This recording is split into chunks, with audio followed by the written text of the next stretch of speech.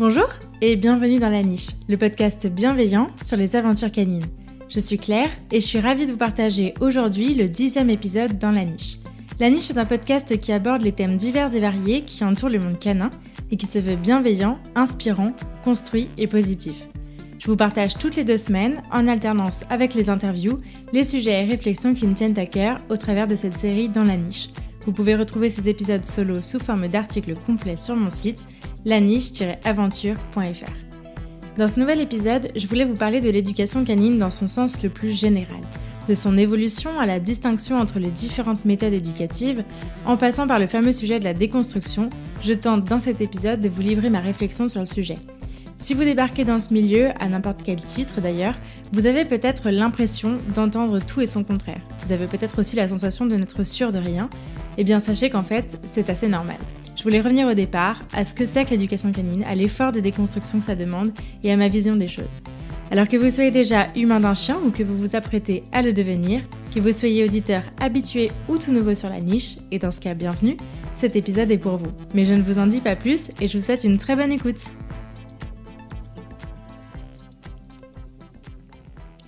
C'est en discutant avec mon mec que j'ai compris beaucoup de choses récemment. C'est lui qui m'a amené à faire ce pas de côté qui me manquait pour avancer. Mon compagnon, il est papa de 2 enfants, qui sont plus tant des enfants, mais bon, quand même. Ce qui fait de moi une belle-mère. De mon côté, je suis l'humaine de mon chien, Charlie, et tous ensemble, on forme une famille. Du coup, on est très souvent amenés à discuter d'éducation tous les deux, à partager notre analyse, à s'interroger, à comparer l'éducation qu'on a reçue avec 20 ans d'écart, à lire, à nous informer. On parle donc beaucoup d'éducation ensemble pour tenter de déconstruire celle qu'on a pu respectivement recevoir, et pour transmettre à nos 3 petits quelque chose de réfléchi, basé sur des échanges positifs et de la bienveillance. Évidemment, Seb apprend pas mal aussi sur les chiens en vivant à mes côtés, et puis la semaine dernière, après une rencontre congénère assez nulle à laquelle on a assisté, on a discuté des rapports humains compliqués qu'on rencontre dans ce genre de situation. Il m'a amené à tout reprendre depuis le début et à comprendre pourquoi ces interactions pourries ont-elles si souvent lieu. Éducation positive, ça veut dire quoi ? Comment ça s'explique ? Pourquoi tout le monde n'en est pas là ? Comment on fait dans ce genre de situation pourrie à 90% du temps ? Clairement, le fait qu'il me pose précisément ces questions-là m'a un peu remuée et m'a vachement poussée à réfléchir et à sortir de ma zone de confort pour remettre les choses en perspective. Au final, me poser ces questions-là m'ont aidé à prendre conscience de ce que je fais et quel discours je pourrais sortir en cas de besoin dans mon futur métier. J'avais envie de vous le partager. Parmi les phrases que je peux entendre et m'entendre dire, il y avait « What the fuck, mais on en est encore là en 2022 ?» Eh bien en fait oui, et pour comprendre pourquoi, je vous propose qu'on remonte un peu le temps. On a déjà bien abordé le sujet dans mes 2 derniers épisodes avec l'école de la meute, et cette dichotomie entre éducation positive et traditionnelle m'intéresse. Le témoignage très humble de Clément et Théo l'a très bien illustré et je vous invite à aller écouter ces 2 super épisodes. Alors voilà, j'avais envie et peut-être aussi besoin de vous en parler aujourd'hui. Pour ceux qui ne me connaissent pas, je suis actuellement en formation d'éducateur comportementaliste canin sur 9 mois. Dans le cadre de cette formation, je réalise environ 1 semaine de stage par mois chez différents professionnels et je mets le paquet sur ce podcast parce qu'il me permet de rencontrer et d'échanger avec de nombreuses personnes autour de ce métier. Je passe également pas mal de temps sur les réseaux sociaux pour faire connaître mon travail et être proactive dans mon domaine. Et je suis à un moment de ma formation où les choses commencent à me sembler évidentes, où j'apprends encore beaucoup bien sûr, où il me manque encore un peu de pratique, mais où globalement je me projette relativement bien dans ce métier. Disons que je me sens presque prête. À l'heure où je vous parle, on est en février 2022, je finirai ma formation en juin et normalement j'ouvrirai mon entreprise en juillet. Et ce que je trouve cool, c'est que tout ça nourrit globalement ma réflexion sur le sujet passionnant de l'éducation positive dont j'avais envie de vous parler aujourd'hui.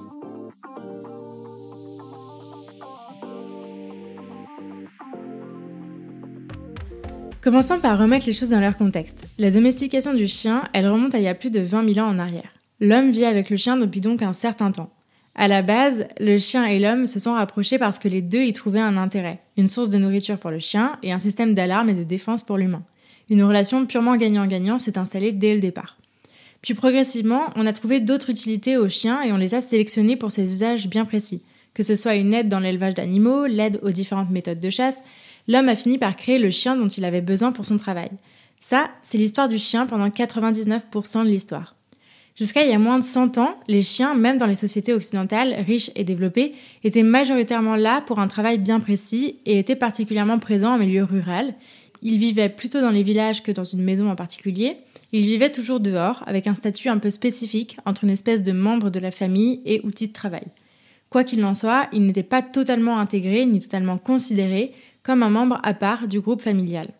Et puis, à partir des années 50, on a commencé à quitter les campagnes pour des zones urbaines et périurbaines. Des voitures ont commencé à passer devant les maisons, et par souci de sécurité, de proximité et de vie privée, on a clôturé les jardins. On a aussi développé le confort de la maison, l'art de vivre, un autre concept de la famille. Le chien a donc fini par progressivement intégrer la maison.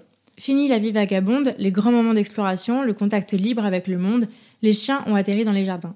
À partir de ce moment-là, ils ont été priés d'y rester bien sagement et de garder la maison en l'absence des humains. Et puis, c'est tout. Dans le même temps, certains ont pu tenter de leur trouver d'autres utilités et donc de les sélectionner pour ça, mais globalement, qu'il s'agisse de l'assistance aux personnes déficientes, à la recherche d'humains disparus, de drogue ou encore la compétition sportive et esthétique, en gros, fini la liberté. Sauf que voilà, c'est là que ça a commencé à déconner. Les chiens ont perdu leur utilité et dans le même temps la capacité de répondre à leurs besoins naturels. Ils ont donc dû prendre leur mal en patience et tenter de s'adapter à un milieu qui n'était pas le leur. Et je ne parle même pas de génétique ici. C'est dans cette situation que les comportements gênants ont commencé à apparaître. Et c'est donc dans cette situation que la question de leur éducation est apparue. Néanmoins, il est important de se rappeler que l'histoire du chien, ce n'est rien d'autre que le reflet de l'histoire de notre société. C'est hyper intéressant de lire cette histoire de chien en parallèle de celle des enfants et de leur éducation, ainsi qu'au travers de l'évolution des postures de chacun. Je vous invite à écouter le podcast Méta de choc et notamment la série d'épisodes sur l'éducation positive, c'est déroutant.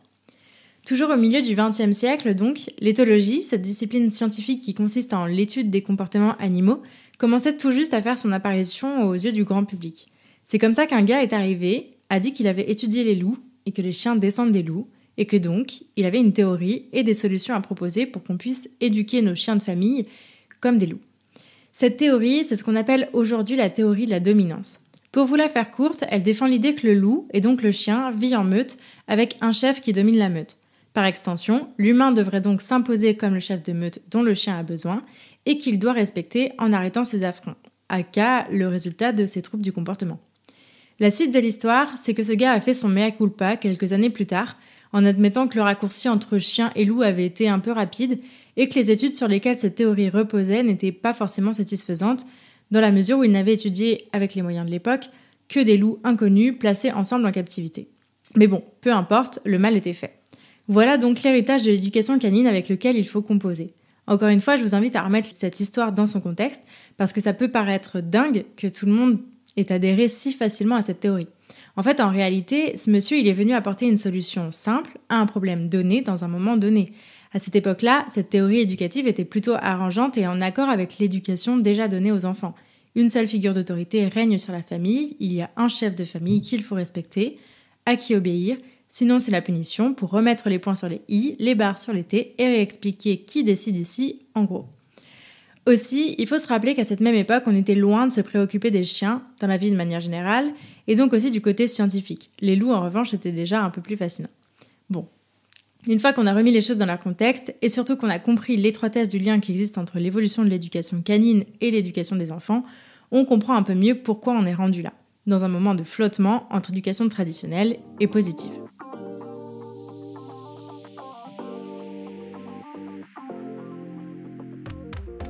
Mais d'ailleurs, comment en est-on arrivé là ? Comment s'est développée l'éducation canine ? Qu'est-ce que l'éducation positive ? Et finalement, quelle est la meilleure méthode ? Vous vous sentez peut-être perdu entre tout ce qui se dit et les 10 milliards de méthodes d'éducation canine dont chaque partisan dit que c'est la meilleure et c'est celle qui devrait prévaloir. Alors voici un petit tour d'horizon sur ces évolutions. Comme je vous le disais dans la première partie, l'éducation canine a donc pu naître du contexte sociétal du milieu du XXe siècle. Elle est le résultat d'une recherche de solutions à un problème simple, le chien cause des nuisances. Dès lors, des protocoles ont été élaborés pour que chaque problématique, comme les aboiements, la fugue, l'agressivité, la marche en laisse, ait une solution. Sans s'attarder à rechercher les causes de ces comportements, ces solutions ont été pensées pour être simples, correctives, punitives et en pleine adéquation avec la pensée éducative générale de l'époque. Cette vision de l'éducation, elle s'apparente aujourd'hui à ce qu'on appelle l'éducation traditionnelle, voire coercitive, dans le sens où des outils et gestes contraignants pour le chien, tels que des colliers étrangleurs ou électriques par exemple, ainsi que des punitions, comme la mise à l'écart, les coups, des tirages de laisse, pour ce qui est de plus soft, vont être utilisés. Ça, c'est donc la vision de base de l'éducation, punir les comportements indésirables pour les faire disparaître. Cette approche, elle a adhéré parce qu'elle est simple, mais aussi parce qu'elle était largement admise socialement, dans la mesure où elle reposait sur les valeurs du système éducatif en place. Et elle a adhéré parce qu'en plus de ça, elle fonctionne.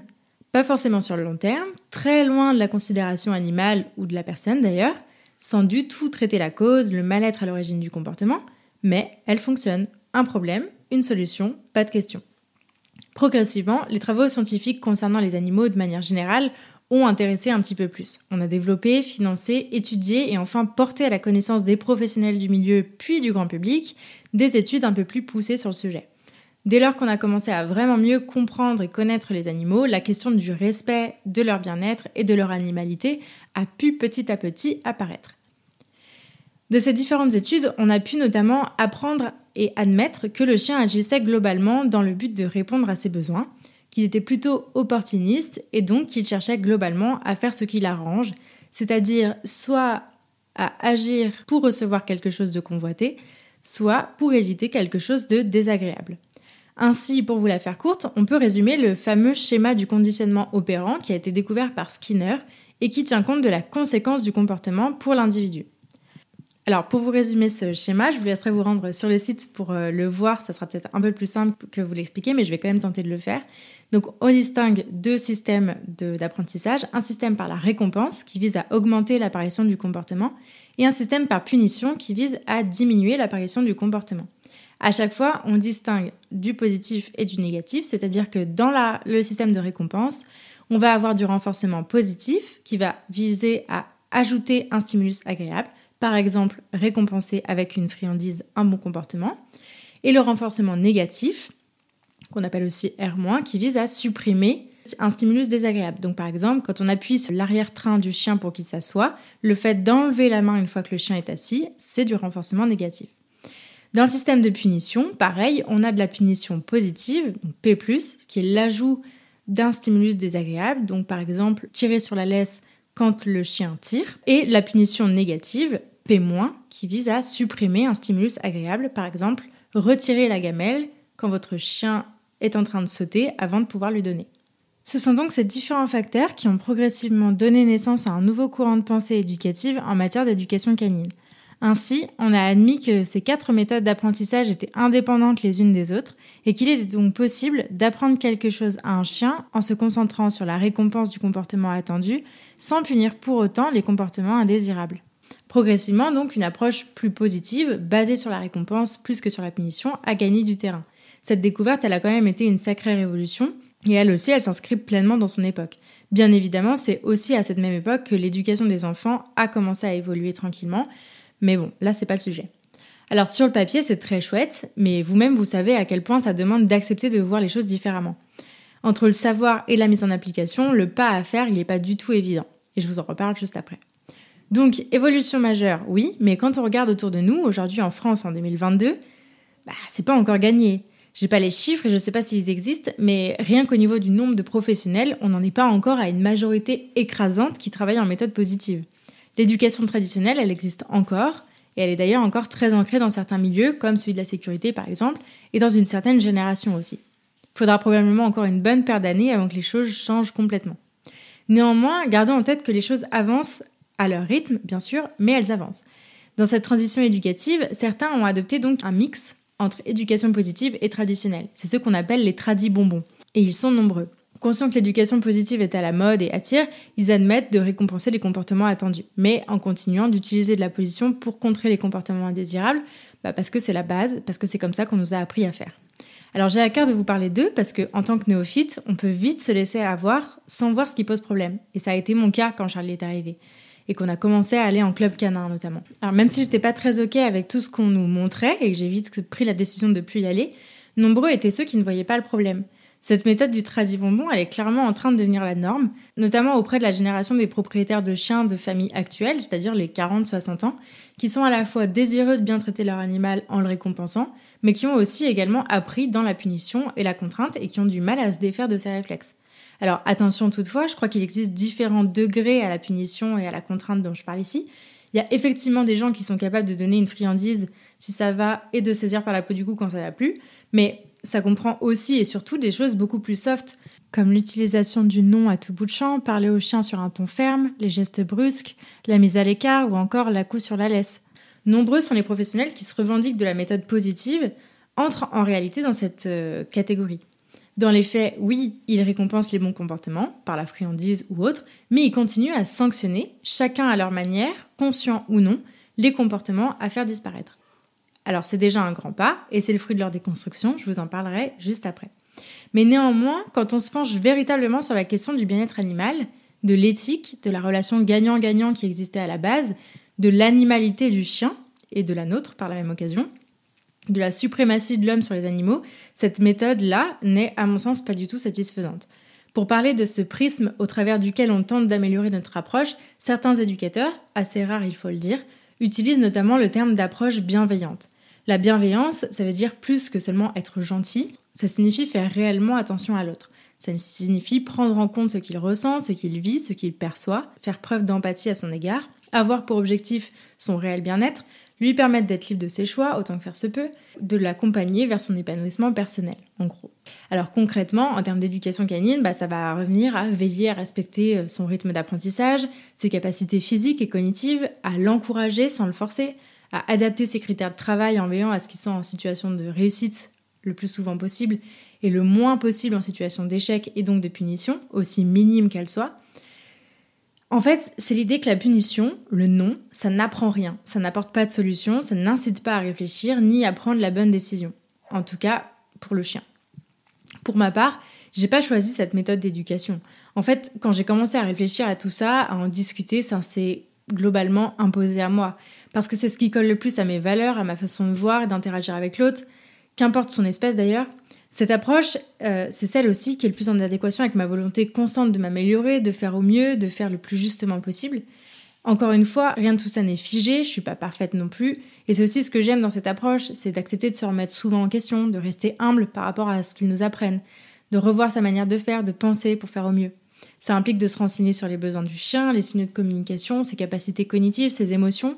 Ça implique d'accepter de voir et de considérer le chien comme un chien et non pas comme un pseudo-enfant. Même si vous me voyez souvent entendre appeler mon chien l'enfant roi, je vous assure que je le vois et je le considère bien comme un chien. Un chien qui occupe toutes mes journées, toute mon attention, qui vient combler beaucoup de choses pour moi, mais bel et bien comme un chien. Alors, petit disclaimer, je ne cherche bien évidemment à ne frustrer ou culpabiliser personne. Il s'agit juste ici de ma réflexion personnelle sur le sujet. Si vous ne vous sentez pas aligné avec ce que je viens de vous raconter, c'est pas grave du tout. Et ça m'amène au troisième point que je voulais aborder avec vous, la déconstruction.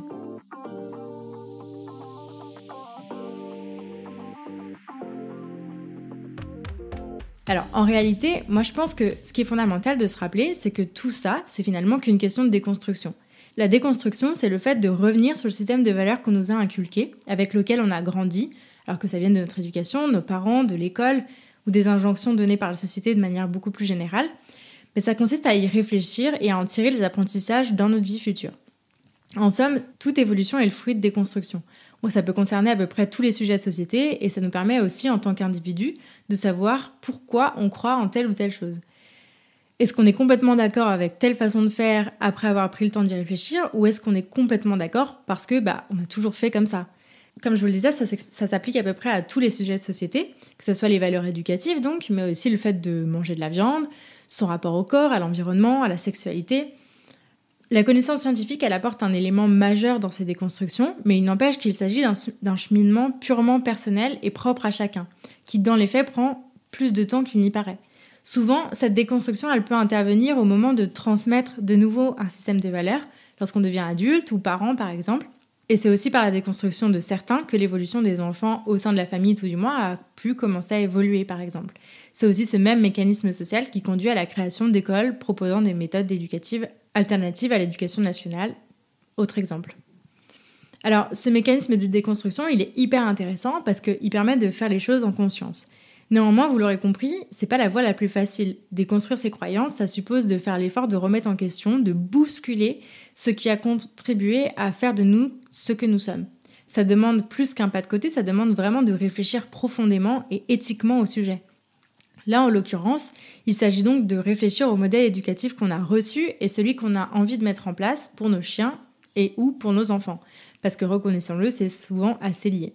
Il s'agit concrètement de se poser la question de si on souhaite reproduire ce qu'on nous a inculqué ou si on préfère prendre le temps d'y réfléchir, de s'informer sur un modèle possible. Alors, attention, ça ne veut pas dire que le modèle qu'on a reçu n'est pas le bon, ça veut simplement dire qu'on a pris le temps de se poser la question, soit pour in fine tout garder, et c'est ok, soit pour n'en garder que le meilleur, et c'est ok aussi, soit pour n'en garder rien du tout et partir sur complètement autre chose, et là c'est ok aussi.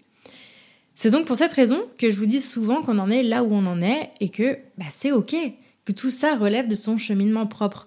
Parce que toute cette histoire d'éducation canine, c'est que le fruit de constructions répétées, un peu de génération en génération, influencées par l'évolution de notre société, notre vécu et nos rencontres.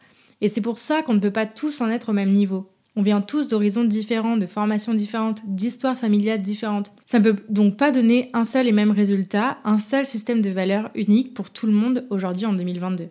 Alors voilà, le fait que l'éducation positive, sortie de son contexte, quelqu'un qui n'en aurait jamais entendu parler, qui n'aurait jamais soulevé la question du système éducatif qu'il a reçu ou auquel il croit, que ça paraisse complètement dingue, voire inexistant pour lui, c'est tout à fait normal. Parce que dans son système, dans son monde propre, ça n'existe pas. Ça n'existe pas encore ou ça n'existera jamais, ça tout dépendra de la suite de son histoire. Mais globalement, il faut se rappeler que c'est propre à chacun et que ça demande beaucoup de courage. C'est donc assez normal qu'on passe pour des ayatollahs ou des bisounours pour certains. C'est regrettable, bien évidemment, mais c'est normal. Les 2 épisodes que j'ai enregistrés avec Clément et Théo de l'école de la Meute illustrent très bien ce phénomène et je les remercie encore du plus profond de mon cœur d'être venus nous livrer leur histoire. C'était hyper intéressant. Alors, essayons aussi sur ce sujet de garder une forme de bienveillance les uns envers les autres. Parce qu'en débarquant sur les réseaux il y a 1 an, c'est le premier truc qui m'a choquée. En matière d'éducation positive, on veut tous la même chose et pourtant, on est infoutus d'être sympas les uns avec les autres. On est infoutus de respecter cette déconstruction propre à chacun. Alors, est-ce qu'il est souhaitable que tout le monde fasse cette démarche de déconstruction ? Je pense que oui, et c'est clairement la raison d'être de ce podcast et de mon choix de reconversion, c'est de vous accompagner dans votre cheminement. J'entends bien vous accompagner et pas vous laver le cerveau.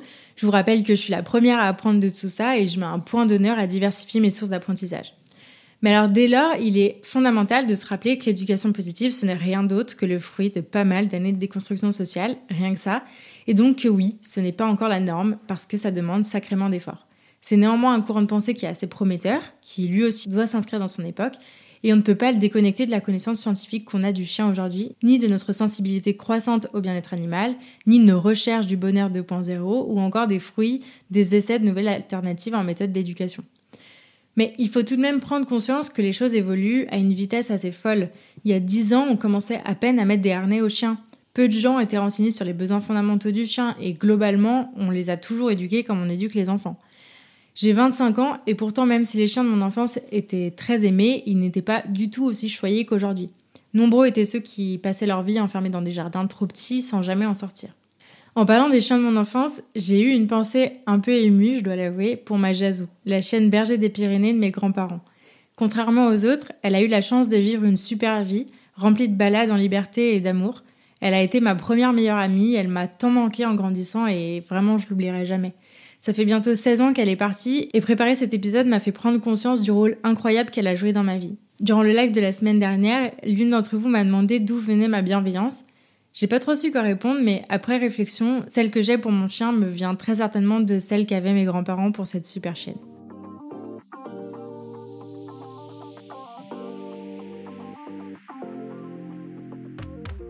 Pour terminer cet épisode sur l'éducation positive, j'avais à cœur d'aborder un sujet très important dont on entend trop peu parler, c'est la bienveillance envers soi-même. On l'aura donc compris, l'éducation positive est en plein boom, et bien que ce courant soit vecteur de tout un tas de bonnes intentions, comme tout effet de mode, il s'accompagne de tout un tas de pressions et injonctions. Je crois que c'est le revers de la médaille de chaque sujet à déconstruire, comment trouver la juste mesure, l'indulgence avec soi-même quand on revoit sa manière de penser. Il est important de se rappeler que tout ça, ce n'est que le fruit d'une réflexion très personnelle et que quel que soit le sujet, tout n'est qu'une question de cheminement personnel et donc de degrés différents de perception en fonction de là où on se trouve. Je vous parlais tout à l'heure de mettre un point d'honneur à la bienveillance générale dans cette approche éducative. Ça concerne donc la bienveillance à l'égard des chiens, des humains de ces chiens, mais aussi et surtout envers soi-même. Je suis bien consciente que c'est plus facile à dire qu'à faire. Je suis la première à fondre en larmes quand je sens que je sais plus gérer. Je suis la première à m'énerver toute seule quand je réalise les erreurs que j'ai pu commettre à l'arrivée de Charlie. Alors quand on s'intéresse à ce sujet, quand on commence à comprendre son chien, quand on se forme, quand on observe les signaux de communication en conscience, on a vite fait de s'auto-flageller pour pas grand-chose. Ça ne veut pas dire qu'il faut faire n'importe quoi, bien évidemment, mais ça veut dire qu'il est important de relâcher la pression, d'accepter que tout n'est pas parfait, que nous ne sommes pas parfaits. On fait tous des erreurs et il n'y a pas de concours à celui qui sera le meilleur avec son chien à la fin. C'est envers vous-même, ça ne regarde que vous. Il ne sert à rien de vouloir le faire pour les autres, pour les réseaux, pour faire sans comprendre, ou faire juste parce qu'on a vu qu'il fallait faire comme ça ou comme ci. Faites-le pour vous et faites-le pour vos loulous. Faites-le en conscience, faites du mieux que vous pouvez en fonction de là où vous en êtes. Mais comme je vous le disais, déconstruire ses croyances, ça demande du courage, de la volonté, du temps aussi. Si vous êtes encore en train d'écouter cet épisode, c'est que vous avez ou vous êtes peut-être actuellement dans cette démarche et vous pouvez déjà être très fiers de ça. On vit tous des jours où notre chien est un peu casse-couille, où nous-mêmes on est fatigués. Ça ne veut pas dire pour autant qu'il faut faire n'importe quoi, encore une fois, mais qu'on a aussi le droit de laisser filer, de demander à quelqu'un de prendre le relais, de proposer autre chose qu'une balade parce qu'on ne se sent pas capable aujourd'hui. Et en vrai, c'est ok. On est humain et spécifiquement quand on a à cœur de bien faire les choses, on a une grande tendance à se mettre une pression d'en faire. Donc on respire, des erreurs on en a tous fait, on continue d'en faire et on en refera. Ce qu'il faut surtout pas perdre de vue, c'est que tout évolue et qu'aujourd'hui on considère comme nuls des trucs qu'on pouvait faire il y a 10 ans. Donc très certainement que dans 10 ans, quand on repensera à aujourd'hui, on rira bien ou pas. L'important c'est de faire du mieux qu'on peut avec ce qu'on a et si on fait déjà ça, c'est déjà très bien. Attention toutefois à ne pas non plus tomber dans le panneau de l'éducation positive, c'est une révolution, 20 000 ans de maltraitance, enfin nous avons découvert la lumière. En 20 000 ans, j'ose espérer qu'il y a eu des chiens extrêmement heureux, qui voyaient tous leurs besoins comblés et qui étaient entourés d'humains aimants et intuitivement bienveillants, comme Majazo. Je pense pas que nous soyons une exception à l'histoire, même si l'accès à la connaissance nous donne souvent cette énorme tête, mais c'est parfois utile de s'en rappeler. Il y a des tas de gens qui ont certainement fait mieux que nous, des tas d'autres qui ont fait bien pire. Il faut juste accepter que l'important, c'est pas la fin, c'est le chemin. On a le droit de se tromper, de faire des erreurs, de revenir sur des choses qu'on pensait acquises, de se lancer dans de longues études sur le sujet ou de se faire accompagner par des professionnels. Chacun suit son propre chemin et s'engager dans cette voie-là, c'est déjà une très belle étape de franchie. Merci beaucoup de m'avoir écouté jusqu'au bout. J'espère que cet épisode vous a plu et si c'est le cas, je vous invite à en parler à des amis qui pourraient aider et à le partager sur les réseaux sociaux en me taguant @lanicheaventure. Si vous souhaitez soutenir ce projet, vous pouvez aussi me laisser une note et un commentaire sur la plateforme que vous utilisez pour m'écouter. Ça aide beaucoup le podcast à se développer. Pour enrichir votre écoute, n'hésitez pas à visiter mon site laniche-aventure.fr. Enfin, pensez à vous abonner et à me suivre sur Instagram pour ne rien rater des prochains épisodes. Ils arrivent très vite. D'ici là, prenez soin d'eux, prenez soin de vous et je vous dis à la prochaine!